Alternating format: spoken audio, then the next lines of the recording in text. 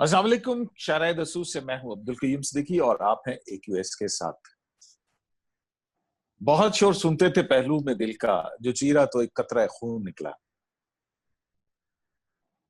इस साल फरवरी के अंदर ये शुगर प्राइसेस के हवाले से prime minister of Pakistan Imran Khan ने एक कमीशन ऑफ इंक्वायरी तश्कील दिया।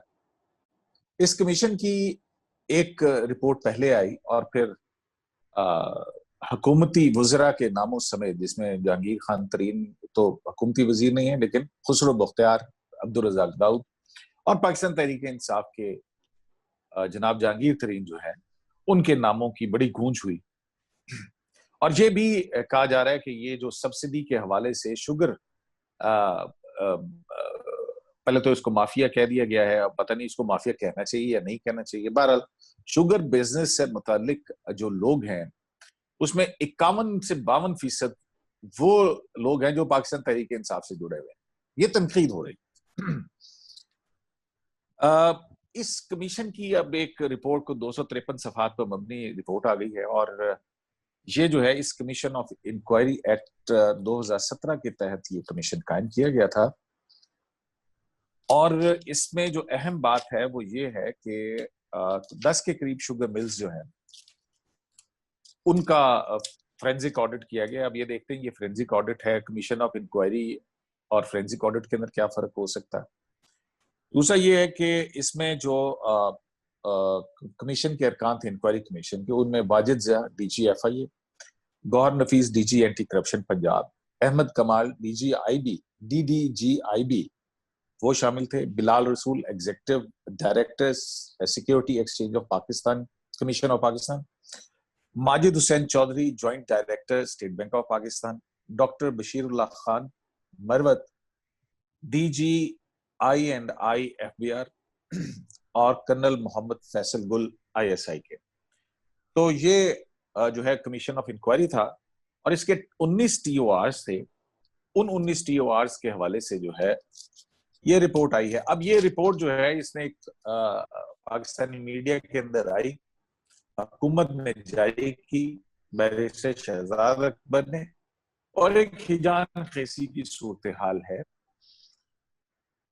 आम तासुर ये मिल रहा है कि सब चोर हैं और अपोजिशन इंक्वायरी कमीशन की रिपोर्ट है, इसमें असल जिम्मेदारी यानी कि वजीर आजम पाकिस्तान, सब्सिडी का एक इशू है, उसको जो है वो उस पर मट्टी डाल दी गई है। बल्कि ये दरअसल मिट्टी पाव रिपोर्ट है कमीशन की।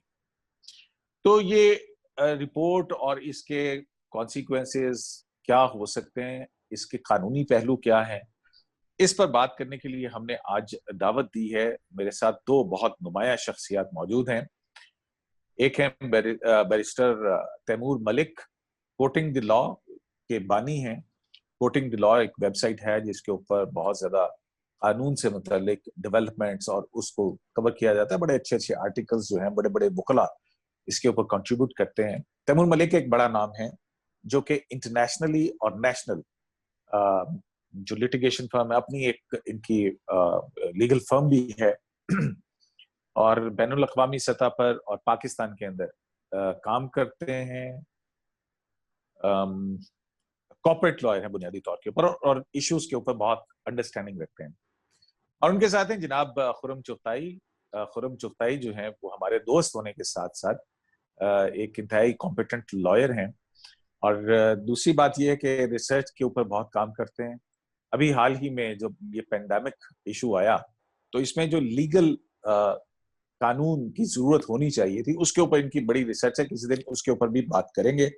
लेकिन खुर्रम चुगताई जो है वो पिछले 15 साल के अंदर तकरीबन 10 से ज्यादा इंक्वायरी कमीशंस का हिस्सा रहे हैं, किसी ना किसी हालत में, किसी ना किसी जरिए से। और जो बहुत मरूफ है वो है मॉडल टाउन इंक्वायरी कमीशन। तो दोनों मेहमानों को वेलकम टू AQS लाइव। तो जनाब तैमूर साहब, क्या समझते हैं कि ये वाकई कोई हिजान खेजी आ गई है इस रिपोर्ट से? आपके ख्याल में ये रिपोर्ट और इसके चीदा चीदा क्या नुकात हैं? करीम साहब, पहले तो मैं कहूंगा कि दोस्त मैं भी हूँ, खाली खुर्रम नहीं है आपका दोस्त। जी हाँ, बिल्कुल। तो बिल्कुल, और thank you for inviting us to AQS live. देखिए, मैं थोड़ा सा ये कहूँगा कि 347 पेज रिपोर्ट है, तो पूरी रिपोर्ट तो वो बेकार नहीं है। उसमें बड़ी अच्छी-अच्छी बातें लिखी हुई हैं, उसमें कई चीज़ों, कई पहलुओं पे बड़ी ज़रूरी नज़र डाली गई है। ये जिस तरह आपको शायद खुरम बताएँगे, मतलब ये कोई पहला शुगर रिलेटेड कमीशन भी नहीं है, ना ही इन्वेस्टिगेशन है। हर किस्म की इससे पहले इसके ऊपर रिपोर्ट्स बनी हैं। लेकिन मज़ेदार बात यह है कि जो तासुर दिया जा रहा है इस वक्त मीडिया के अंदर, वो सिर्फ शुगर मिल्स या शुगर मिल मालकान या एक शुगर इंडस्ट्री के बारे में है कि जी ये सारी इंडस्ट्री ही खराब है।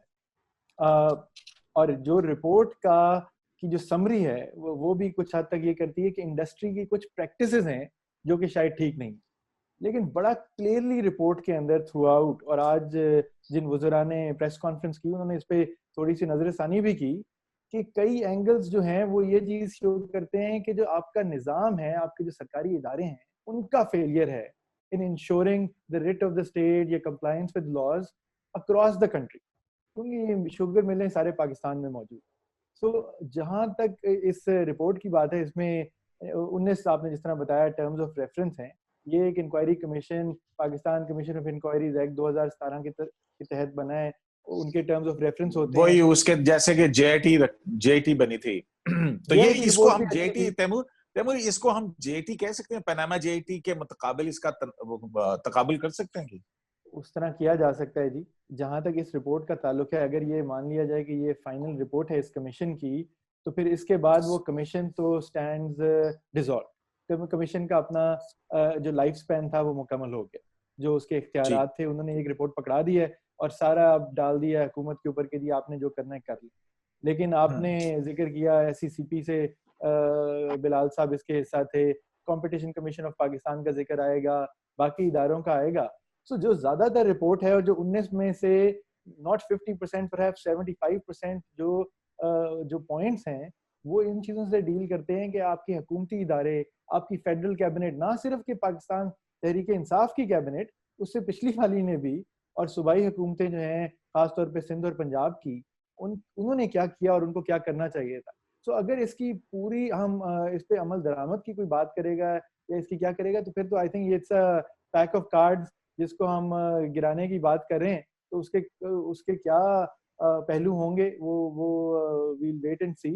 बट इस पे लीगल बात करते हैं चीजों के ऊपर, इसमें बड़े मजेदार इसमें पहलू हैं जो डिस्कस किए जा सकते हैं। खुरम, आप क्या समझते हैं कि ये इंक्वायरी रिपोर्ट है, ये ऑडिट रिपोर्ट है, ये फोरेंसिक रिपोर्ट है, और फिर दूसरा मुझे आप बताइएगा आप अपने एक्सपीरियंस की बुनियाद के ऊपर कि इसकी कानूनी हैसियत क्या है? क्या ये कोई एविडेंस पीस के तौर पे पेश होगी? क्या इस इंक्वायरी रिपोर्ट की बुनियाद पर इन तमाम जिनके हवाले से ये है कि फर्दर, अब मैं तो जो भी रिकमेंडेशन पढ़ रहा हूँ उस रिकमेंडेशन के बाद लिखा हुआ है कि फर्दर इंक्वायरी की जरूरत है इस पे, तो क्या आप क्या समझते हैं, क्या है ये रिपोर्ट, है क्या कानून की नजर में? और जैसे तैमूर ने स्टार्ट में बात की कि 2017 का जो कमीशन ऑफ इंक्वायरी एक्ट है, उसके तहत ये कमीशन तश्कील दिया गया। उससे पहले अगर आप मुझे इजाज़त दें थोड़ा सा बैकग्राउंड बताने की, और कुछ तारीखी पर्सपेक्टिव है इंक्वायरी कमीशन का, कि 1956 में फेडरल कमीशन का एक लॉ आया, कमीशन ऑफ इंक्वायरी 1956, और 1969 एक tribunal of inquiry ordinance Ayub दौर में आया, जो कि प्रोविंशियल सब्जेक्ट्स को डील करने के लिए आया।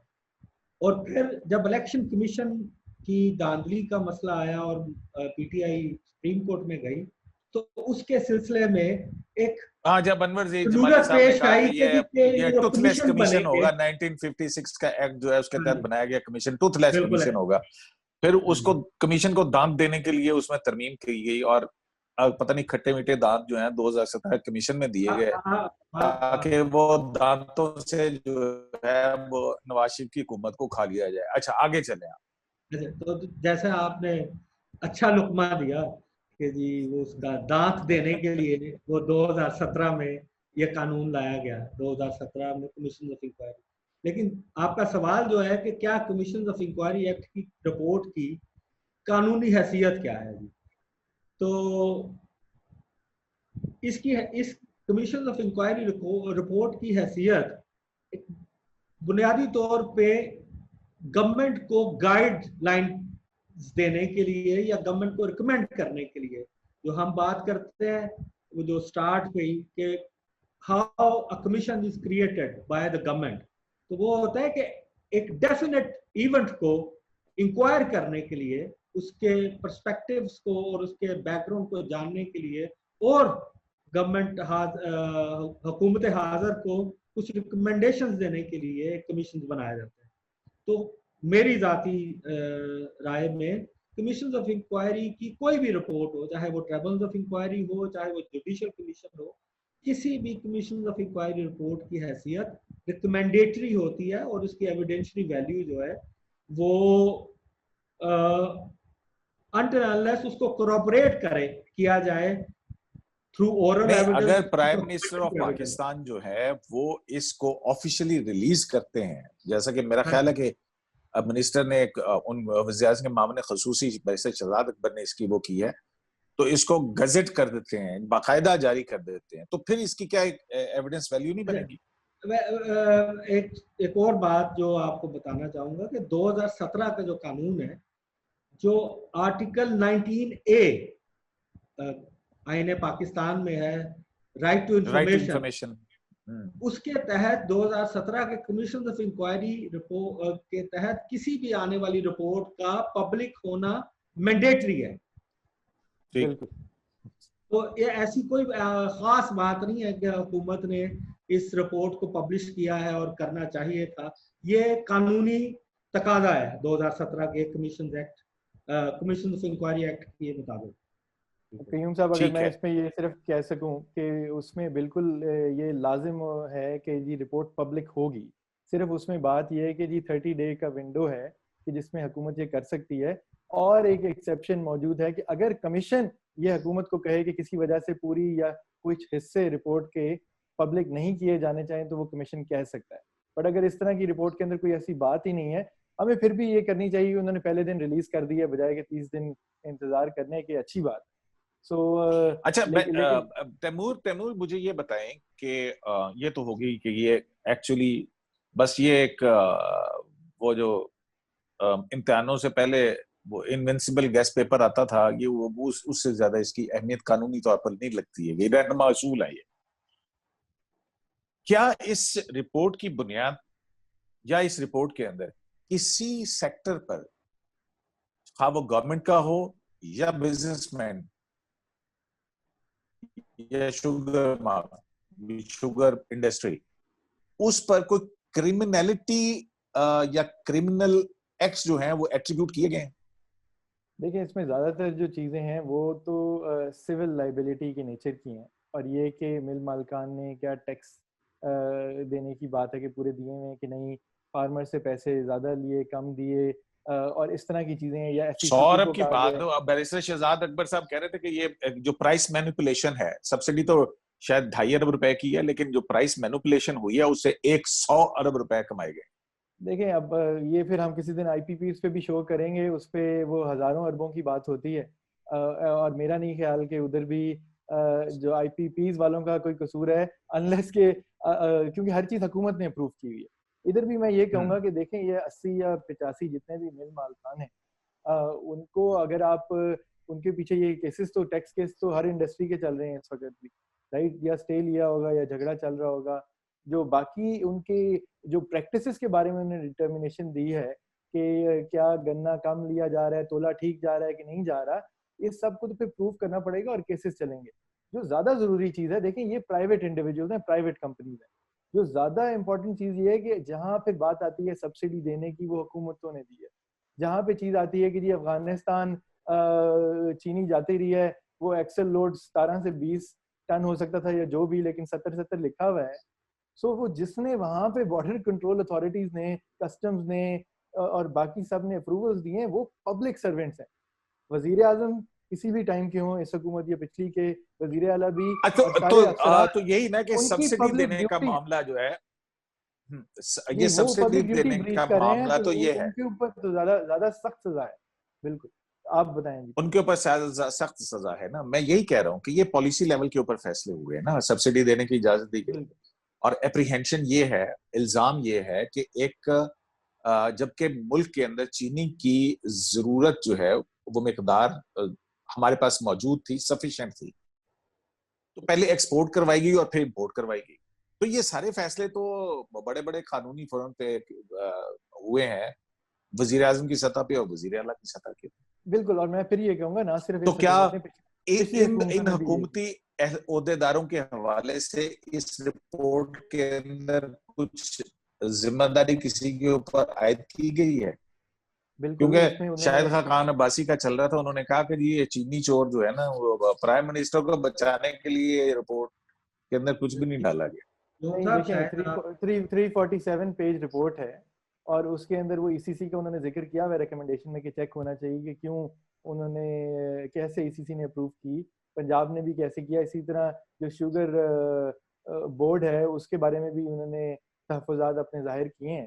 देखिए चीज़ें हाईलाइट हुई हुई हैं। सो अगर इसकी देखें क्या मकसद क्या है, ये खाली कानूनी जंग और बात नहीं है, ये थोड़ा सा सियासी भी चीज़ है। अगर तो ये फैसला है कि जी इस रिपोर्ट और इस इंडस्ट्री को पकड़ के आप सफाया करें सारे सियासी ग्रुपों का, क्योंकि इसमें सारे शामिल हैं, किसी एक फर्द की, एक पार्टी की बात तो नहीं हो सकती। एक इंसान को आप ज्यादा टीवी पे उछाल सकते हैं, बट बात यह है कि सारे इसमें लाजिम और मलजूम शामिल हैं, ठीक है, और फैसले करने में सारी पिछली हुकूमतें भी शामिल हैं। तो अगर तो ये अपॉर्चुनिटी है कि जी इस चक्कर के अंदर सबको फॉर लाइफ डिस्क्वालीफाई भी कराएं, जेल में जाते हैं नहीं जाते आप सियासत से निकाल दें, इंडस्ट्री को भी इनफेक्टिवली आप नेशनलाइज कर दें और पकड़ लें, तब एक अलग बात है ये। और मुझे नहीं लगता किसी ने इतनी दूर अंदेशी से सोचा हुआ है, अगर सोचा है तो वो भी बड़ी बात है। अगर वो नहीं है तो फिर आप देखें कि ये आप कर क्या रहे हैं। आप आवाम के साथ सिर्फ ये है कि रिपोर्ट के ऊपर रिपोर्ट आएगी, फिर रिपोर्ट आएगी, और हुकूमत क्या कर सकती है। देखें अब वो आज उन्होंने कहा प्रेस कॉन्फ्रेंस में कि वज़रा ने कि जी अब इदारों पे है कि इदारे क्या करते हैं। तो इदारे जो हैं वो जाके अपने प्रोसेस शुरू करेंगे। यहाँ तो 10-20 साल में भी किसी केस का कुछ नहीं होता। तो इतनी देर ये इंडस्ट्रियां कैसे चलेंगी, लोग ये सही तरह चलाएंगे नहीं चलाएंगे, कि अपने पैसे बाहर रख के बैठ जाएंगे, कोई नई इंडस्ट्री नहीं लगाएंगे। आपने कोविड के ज़माने में मुल्क पूरा खोल दिया इस बात पे कि लोग भूखे ना मर जाएं, कि चलते रहना चाहिए, जान की खैर है। पीटीआई की एमपीए खातून जो है वो वफात भी पा गई इस चक्कर में। सो इधर इधर जो यही बात है कि ये एक, तो आपकी सुप्रीम कोर्ट ने भी तो कहा कि शॉपिंग मॉल्स भी खोल दो, खोल दें। मैं ये कह रहा हूँ कि ये देखें, अगर तो जहाँ इंडस्ट्री की बात आ रही है, क्योंकि आप ये नहीं कह रहे हैं कि एक फर्द है उसने फायदा उठाया है, जाती हैसियत में इन्फ्लुएंस किया है सरकार को और बाकी सब चीजों को, प्राइस फिक्सिंग की है, जो भी किया है, या चोरी की है। आप यहाँ कह रहे हैं कि हमने जिस चीज का ऑडिट किया है, जिस चीज के ऊपर चीज चेक की है, रिपोर्ट ये कह रही है। पहले तो ये है कि 347 पेज रिपोर्ट है, हमने भी आपके कहने पे कोशिश करके काफी हद तक उसकी इंपॉर्टेंट चीजें पढ़ी हैं। शाम से जब से रिपोर्ट आई है लोग इस पे तबसरा कर रहे हैं। हो ही नहीं सकता कि उन्होंने रिपोर्ट पूरी तरह सही तरह पढ़ी हो या उसको समझा हो, खास तौर पे कानूनी तरीके से। तो अब बात यह है कि अगर तो आपने सिर्फ एक सियासी इसको बयानिया चलाना है तो वो ठीक है, विक्टिमाइजेशन करनी है तो यहाँ कोई एक इंडिविजुअल तो है नहीं, ये तो पूरी इंडस्ट्री की बात हो रही है, आपकी सारी मेजर पॉलिटिकल पार्टीज की बात हो रही है, पिछली हुकूमतों की बात हो रही है, आपके इदारों की बात हो रही है कि इदारों ने अपना फ्रॉम अ केन कमिश्नर, जो डीसी कमिश्नर लेवल से लेके आपकी बॉर्डर की customs authority, FBR, SCCP, competition commission, सब पे तो आपने इंडाइटमेंट लगा दी है। आप सब इदारे के सारे अफसरान को फारिग कर देंगे, मुल्क आपका। तो आप मुझे फिर बताएं कि आप चलाएं, करना क्या चाहते, चलाएंगे कैसे? हाँ, ये नहीं जी, खुरम साहब तैमूर साहब कह जरूरी रहे है, हैं, एहतिसाब जरूर होना चाहिए, लेकिन आप फिर ये क्लियर करें कि ये इसका मंतकी इंजाम क्या है, आपने सोचा क्या है। इंडस्ट्री से बात करें, रेगुलेशन लाएं, अपनी चीज को ठीक करें, और जिसके ऊपर फाइन लगते हैं बाकी चीजें होती है जरूर करें। ठीक हो गया। तो खुरम साहब, मुझे जो तैमूर साहब की बातें हैं वो समझ के ये बात समझ आई है कि एक अनजान मैकेनिक ने इंजन खोल दिया है, अब ये बंद कैसे होगा और गाड़ी कैसे चलेगी? अच्छा, ये कैसे होगा? मतलब ये बड़ी इंपॉर्टेंट नुक्ता है कि एक ऐसा इकोनॉमिक मुआशी सूरत हाल पहले से दिख दूं। इंटरनेशनल जो मॉनेटरी फंड है, आपका आईएमएफ है, वो आपकी ग्रोथ रेट डिपेक्ट कर रहा है कि माइनस के अंदर जाएगी। ऐसी सूरत हाल के अंदर आप सारा डीजल इंजन जो है जबकि अदालतें भी चीख रही हैं और कह रहे हैं कि कोविड-19 की बुनियाद पे राइट टू लाइफ के ऊपर राइट टू बिजनेस जो है उसको आपने प्रेफरेंस दी और सारा कुछ खोल दिया। तो ये इस मैकेनिक ने सोचा है ये कि ये होगा क्या फिर इसके बाद? जिस मैकेनिक ने ये इंजन खोला है वो इंजन को बंद कर पाएगा या नहीं, ये सवाल है। हाँ जी, जैसे तैमूर ने बात आगे बढ़ाते हुए कहा, यहाँ 4 बातें बहुत जरूरी हैं। एक तो ये कि जहां तक इदारों की बात है, तकरीबन 40 से ज्यादा मुख्तलिफ हुकूमती अदारे एक शुगर मिल से मुतालिक अपने मुख्तलिफ हुकूमती अमूर सर अंजाम देते। तकरीबन 25 से ज्यादा सूबाई कवानीन है और 12 डायरेक्ट और 17 इनडायरेक्ट फेडरल कवानीन है जो कि शुगर इंडस्ट्री को डील करते हैं। तो 50 से के करीब इदारे, हुकूमती इदारे, और तकरीबन 50 के करीब ही सूबाई और मरकजी कवानीन। ये इतना आसान इंजन नहीं है जी, ये फरारी का इंजन है लगता है, और पाकिस्तान में शायद उसका मैकेनिक मिलना जरा मुश्किल है। एक और बात, अगर आपको मालूम हो, आप साफ अदालतों को कवर करते रहे हैं, तो सुप्रीम कोर्ट में sugar allocation, sugar mills allocation case जो है वो भी चला। जैसे आपने आगाज पे कहा कि जी बहुत से इंक्वायरी कमीशन, और तैमूर ने भी उसको एंडोर्स किया कि बहुत सी रिपोर्ट्स और बहुत से इदारे इन शुगर मिल से मुताल्लिक अमूर को देखते रहे हैं। इंक्वायरी कमीशन भी बड़े, हाँ, तकरीबन 2003 से लेके किया। अब तक जो है वो पता नहीं कितनी 2003 से लेके अब तक कितनी 10 या 15 के करीब इंक्वायरी कमीशन और मुख्तलिफ रिपोर्ट्स आ चुकी। जो लास्ट थी वो कंपटीशन कमीशन ऑफ पाकिस्तान की थी।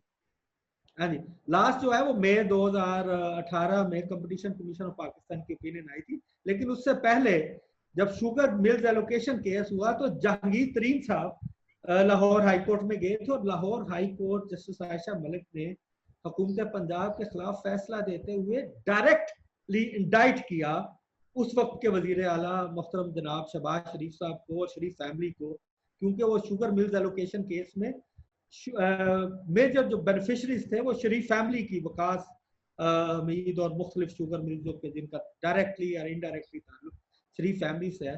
क्या आपको मालूम है आज तक कुछ हुआ? वही बात जो वो तो मेरा ख्याल है सुप्रीम कोर्ट में अपीलें वगैरह पड़ी हुई है ना उसकी। तो नहीं, सुप्रीम कोर्ट ने अपीलें आई, वो रिमांड होके लाहौर में वापस चलेगी, उसमें भी फैसले आ चुके हैं, उसमें भी बहुत कुछ हो चुका है। लेकिन आज तक क्या उस शुगर रीएलोकेशन केसेस में जिसमें हाई कोर्ट की जजमेंट्स हैं, सुप्रीम कोर्ट की जजमेंट्स हैं, कोई खास पेशरफ्त नहीं हुई। जहां तक बात है कंपटीशन कमीशन तो वही हुआ ना कि वहां पे जो शरीफ खानदान की शुगर मिलें थी वो तो आपने बंद करा के भी रीएलोकेट किया आपने, और फिर उसके बाद वो तो बंद हो गए, और उसका सारे का सारा फायदा जो है वो जहांगीर खान तरीन साहब की फर्म को गया। हमसे मुराद शुगर आप मिलों को गया सुप्रीम कोर्ट मैं पाकिस्तान। देखिए मैं थोड़ा सा इससे डिसएग्री करूंगा, और आपको पता है कि मेरा एक जाती ताल्लुक भी है तरीन साहब के साथ भी। लेकिन मैं ये यहाँ पे ये कहूंगा कि देखें ये भी गलत है, मीडिया सिर्फ एक बंदे पे फोकस कर रहा है। वो तो चले पहले से मिले क्यों कर रहा है वैसे तैमूर साहब क्यों कर रहा है? मतलब रंग है ना सर, मैं उसी तरफ आ रहा हूँ। देखें, और बात यह है कि अब अगर लेकिन दो वजीरों के एक भाई की मिल है जिसमें पता चलता है कि असल में मिल में ज्यादा बड़ा शेयर होल्डर तो मुन्ना सिलाई है जो कि ऑपोजिशन में बैठे रहे हैं पहले, और उनका जो ग्रुप है। तो देखें इस पिछले कुछ सालों में, चंद सालों में हुआ बहुत कुछ है। मैं फिर यही कहूंगा कि देखें ये किसी एक इंडिविजुअल के उसके बेनिफिट या उसकी चीज नहीं है। यहाँ पे ये ऑरेंज ट्रेन मेट्रो प्रोजेक्ट या बीआरटी या उनकी बात नहीं हो रही है कि सरकार का 100 अरब का प्रोजेक्ट है, आपने उसके अंदर नाकिस मटेरियल लगा के या 2 नंबरी करके या सही चीज ना करके आपने पैसे कमाए। हमें ये समझने की जरूरत है यहाँ एक प्राइवेट इंडस्ट्री है, प्राइवेट इंडस्ट्री के कुछ डायमेंशन हुकूमत के साथ लिंक्ड हैं। आप उनके ऊपर असेसमेंट कर रहे हैं, आपने ऑडिट किया रिपोर्ट। मैं फिर कहूंगा रिपोर्ट में कई चीजें और पहलू अच्छे हैं। अब इसका होगा क्या? देखें कल एक बड़ी चीज आई कि जी कर्नल की बीवी ने ये किया और उसकी पूरी वीडियो फैल गई मीडिया के ऊपर। उसका नतीजा क्या होगा? होपफुली कि कोई कर्नल की बीवी का मतलब ये कि कोई डीसी की बीवी है, कोई वकील की बीवी है, सहाफी की बीवी है, वो आइंदा इस तरह की कुछ हरकत करने से पहले घबराएगी कि यार ये इसके कॉन्सिक्वेंसेस हमारे सारे खानदान पे आ सकते हैं। हम पहले लाइनें तोड़ते थे एयरपोर्ट्स पे, बाकी जगह पे, अब बनानी शुरू कर दी हैं खान साहब के पीछे, जब उन्होंने लाइनें सीधे करानी शुरू की हैं। इसी तरह मैं इस रिपोर्ट का कहूंगा कि एक फायदा शायद होगा, मुझे उम्मीद है एक पाकिस्तान के शहरी होने के नाते, कि जी अगर शुगर मिलें, जो कि लग रहा है कि इस तरह की इंडस्ट्री प्रैक्टिस है अक्रॉस द बोर्ड, वो शायद नहीं, अब ये तो ठीक है, शुरू हो शुगर जाए। मिलों के हवाले से ये एक आम शिकायत है कि जो केन ग्रोअर है, किसान है, उसको पेमेंट्स नहीं की जाती हैं, उसकी ट्रॉलियां रोकी जाती हैं, वो पर्ची का चक्कर चला के और उसको महीनों लाइनों में लगा के रगेदा जाता है, फिर एक दूसरा बंदा बाहर से आता है और उसका कम कीमत के बिल्कुल, ऊपर गन्ना खरीदा जाता है, और फिर पेमेंट्स जो है वो नहीं की जाती हैं। देखें उस पे इस तो सब ये के ये ऊपर, ये चीजें तो है ना, इसको इसको तो रोकने की जरूरत है ना। बिल्कुल, देखिए मैंने तो ऑडिट नहीं किया, मुझे नहीं पता, लेकिन ये चीजें मैं ये कह रहा हूँ, पढ़ के यही तासुर आता है कि ये है और किसी एक मिल का ताल्लुक नहीं है, राइट, इस चीज से। सो अब बात ये है कि आप इसका नतीजा मैं ये समझता हूँ कि काश कि ये निकले कि ये सारे 80-85 जो शुगर मिले हैं वो थोड़ी बेहतर चलनी शुरू हो जाएं, क्योंकि फिर उसका बेनिफिट जो है वो केन ग्रोअर को भी मिलेगा, टैक्सेस की मद में सरकार को भी मिलेगा, सस्ती चीनी के मद में हमें आवाम को भी मिलेगा। ये तो है एक इस तरह का फायदा। अगर खान साहब का ये ख्याल है इस तरह प्रेशर आने से अब कुछ चीजें इस इंडस्ट्री की बेहतर हो जाएंगी और आगे हो जाएगा, तो this is also contribution to Pakistan, ठीक है। लेकिन मेरा ये अच्छा कहना है कि अभी बात वो करते हैं कि जी इसको हम तैमूर आगे साहब, लेके आप जाएंगे, कुछ करेंगे, वाकई तो वो बहुत किधर लेके सादा जाएंगे? आदमी लगते हैं, बहुत सादा आदमी लग रहे हैं मुझे। तैमूर साहब, आप बहुत सादा आदमी लग रहे हैं, जबकि इन शुगर मिल्स के साथ ताल्लुक सियासी खानवादों का है खुर्रम साहब। तो क्या आपके ख्याल में आपने मीडिया के ऊपर उन सबको जो है वो चोर बना के पेश कर दिया है? ठीक है, अभी फैसला नहीं हुआ, अभी किसी को सजा नहीं हुई है, अभी महज एक इंक्वायरी कमेटी की कमीशन की रिपोर्ट है जिसकी बुनियाद के ऊपर हम किसी को एलेज भी नहीं कर पा रहे हैं अभी तक। और पूरे मीडिया के अंदर ये सब सियासी खानवादे जो हैं, जो कि हुकूमत के एलाइज हैं, वो चोर बन और गए हैं। अपोजिशन भी, तो और ऑपोजिशन ऑपोजिशन हुकूमत दोनों। और सिंध गवर्नमेंट। तो इसका फायदा किसको जाएगा खुर्रम साहब? सियासी फायदा कौन उठाएगा? मैंने आपसे आगाज में ही बात की थी, क्योंकि बतौर कानूनदान मैं एक मेरा आम एक, शहरी के तौर पे सवाल कर रहा हूँ ना। देखिए आप भाई, मेरी कानूनी एक बहस को छोड़ें, सियासी आप जरा इस तरफ माबखी भी आए। भी है, मेरी एक कॉन्स्टिट्यूएंसी पॉलिटिक्स भी है, तो मैं सियासी बात का जवाब देने से जरा गुरेज करूंगा और परहेज करूंगा। जहां तक बात है, मैं बात करूंगा कानूनी। जो तैमूर ने अभी बात की कि मुख्तलिफ कमीशन, जो आपने भी एक बात की थी कंपटीशन कमीशन के हवाले से, तो अगर आप TOR-F देखेंगे, उसमें कार्टलाइजेशन का जिक्र है, और TOR-P जो है उसमें रोल ऑफ कंपटीशन कमीशन के बारे में पूरी डिस्कशन की गई है। तीन बातें मैं जरूर आपके गोशगुजार करना चाहूंगा कि तो मई 2018 यही आ रहा रिपोर्ट है कि आई। जनाब इस रिपोर्ट के अंदर कंपटीशन कमीशन के जो मौजूदा जिम्मेदार हैं उनको बचाने के लिए, और प्राइम मिनिस्टर और वजीर आला सिंध, वजीर आला पंजाब उस्मान बुज़दार साहब, इन सब को बचाने के लिए जो है ना, बस ये लेकिन टुथलेस वो, रिपोर्ट आई है। सॉरी, मैं सॉरी टू आप भी इंटरप्ट। उन्हीं मीडिया एंकर्स की तरह गुफ्तगू कर रहे हैं जो नहीं कि नहीं सबको मुजरम बनाना चाह रहे हैं। नहीं नहीं, सॉरी आप टू ये इंटरप्ट। देखिए जी। मैं ये कहूंगा कि जी किसी को बचाने की आई डोंट थिंक कि रिपोर्ट में कोई कोशिश है, ना हो सकती है। बिकॉज इसका बड़ा आसान तरीका ये है कि जब किसी भी पार्टी को, चाहे सरकार के किसी को या किसी मिल मालिक को, जब कोर्ट में लेके जाया जाएगा, कोई इन्वेस्टिगेशन शुरू होगी, उन्होंने रिपोर्ट की वही चीजें आइडेंटिफाई करके सामने रखनी है कि जी हमें विक्टिमाइज किया जा रहा है, पहले आप इनके पीछे भी जाएं, आप ये भी करें। वो जो आपने बात की ना कि आपने एक चीज तो खोल दी है, इंजन खोल दिया है, इसको आप कवर कैसे करेंगे?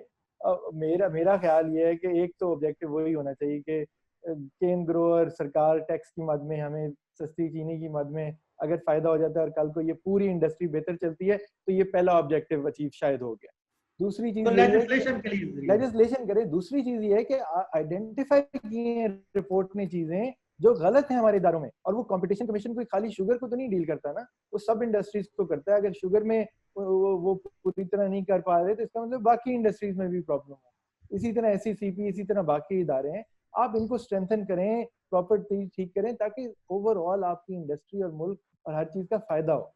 ये निजाम ठीक होगा तो फिर हम बाकी चीजें ठीक है। अदरवाइज खुर्रम साहब, इस रिपोर्ट की बुनियाद के ऊपर आप कितने लोगों को कन्विक्ट करवा सकेंगे? आपका क्या ख्याल है? आप बीइंग ए लॉयर जो है ना, बड़े मैं माशाल्लाह सबको बरी करवा सकता हूँ। ऐसे मामले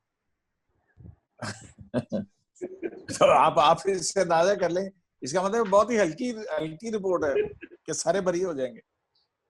नहीं, मैंने वो ज़राहिर तफन्नुन आपसे बात की, जैसे आपने कहा ना कितना लोगों को नहीं, अगर प्रोसिक्यूशन ने आपको वकील हायर कर लिया तो फिर क्या होगा? अगर प्रोसिक्यूशन इस रिपोर्ट की बुनियाद पे मुझे वकील करना चाहेगी तो मैं माजरत कर लूंगा। अच्छा, नहीं, ये केस बिल्ड करने होंगे, केस बिल्ड करने होंगे जी, बिल्कुल। ये तो एक अभी चीज आपको देखनी पड़ेगी। हाँ जी, जो अगर आप कानून के तालिब इल्म की हैसियत से 1952 का इंडियन कानून है कमीशन ऑफ इंक्वायरी एक्ट। मैं आपसे तैमूर से और आपसे उसकी इंडियन लॉ कमीशन की रिपोर्ट शेयर करूंगा, जो कि बहुत डिटेल में एक रिपोर्ट है कि क्या लॉ जो जितने कमीशन है, जैसे इंडिया में गुजरात इंसिडेंट पे कमीशन बना था, उसके अलावा फिर गोल्डन टेम्पल पे है, पाकिस्तान में भी बना था जनाब, उसामा बिन लादेन वाला जो एबटाबाद कमीशन है, और बहुत से वो भी बना था। 1971 का और हमूदुर-रहमान कमीशन भी बना था। जैसे आपने बात के आगाज में बात की, गुफ्तगू के आगाज में, कि ये और तैमूर से आपने सवाल किया ये JIT रिपोर्ट या इस तरह से है। आप देखें नवाज शरीफ केस की JIT रिपोर्ट एक बहुत जखीम दस्तावेज है। उसी तरह जाली अकाउंट्स केस में जो JIT रिपोर्ट आई है उसमें भी बहुत कुछ बहुत टेक्निकल बातें हैं। इसी तरह ये रिपोर्ट और IPPs की अपनी रिपोर्ट जो जैसे तैमूर ने जिक्र किया कि वो उस पर भी आपको किसी दिन हम आपके साथ शुरू करेंगे। मेरी जाती निगाह में ये रिपोर्ट बहुत बुनियादी सतह की रिपोर्ट है और इसमें आप अगर देखेंगे TORs में तो ऑडिटर जनरल का नुमाइंदा शामिल नहीं है, जबकि इन्वेस्टिगेशन जो टीम आई उसमें ऑडिटर जनरल ऑफ पाकिस्तान की तरफ से DG कमर्शियल ऑडिट को हिस्सा बनाया गया इन्वेस्टिगेशन का। उससे एक सवाल पैदा होता है कि अगर ऑडिटर जनरल ऑफ पाकिस्तान के ऑफिस जो ऑडिट की जो नेचर है वो अगर ऑडिट AGP ऑडिट के लेवल की जो दस्तावेज है या उसके मुताबिक ऑडिट ऑब्जर्वेशन है, तो ये एक लंबा प्रोसेस है। ऑडिट ऑब्जर्वेशन आती है, आपको मालूम है तैमूर, इस पे आप लोग ज्यादा बेहतर बता सकते हैं कि इंटरनेशनली क्या होता है। गवर्नमेंट जो फाइनेंसेस हैं उनको किस तरह पहले ऑडिट किया जाता है, उसके बाद एक लंबे प्रोसेस के बाद पब्लिक अकाउंट्स कमेटी या पार्लियामेंट तक जाती है चीजें।